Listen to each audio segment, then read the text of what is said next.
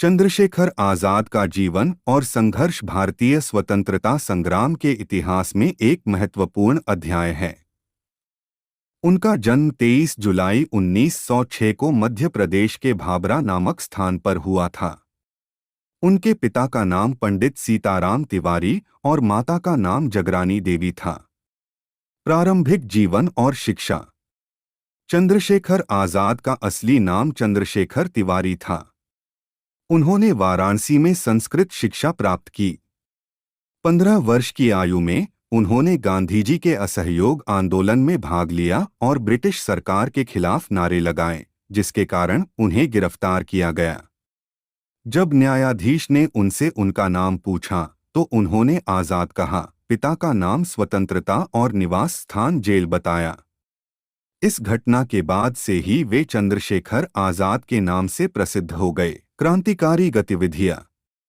चंद्रशेखर आजाद का झुकाव क्रांतिकारी गतिविधियों की ओर हो गया और वे हिंदुस्तान रिपब्लिकन एसोसिएशन (HRA) में शामिल हो गए, जिसका नेतृत्व राम प्रसाद बिस्मिल कर रहे थे।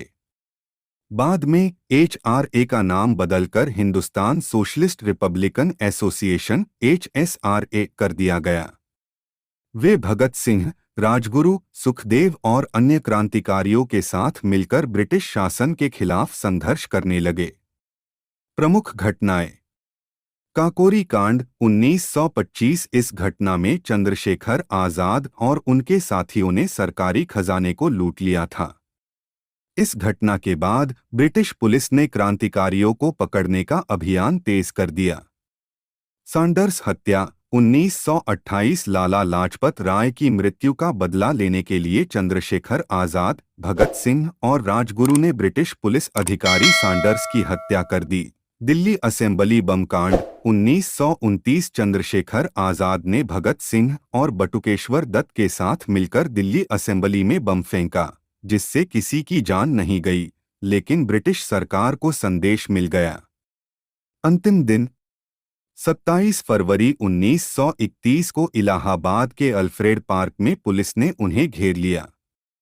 उन्होंने बहादुरी से लड़ाई लड़ी और अंत में अपनी पिस्तौल की आखिरी गोली से खुद को गोली मार ली ताकि वे जीवित गिरफ्तार न हों। उनके बलिदान ने भारतीय युवाओं में आज़ादी के प्रति जुनून और प्रेरणा भर दी। चंद्रशेखर आजाद का जीवन और संघर्ष भारतीय स्वतंत्रता संग्राम के एक महानायक की कहानी है, जिन्होंने अपने प्राणों की आहुति देकर देश को आज़ादी की राह दिखाई।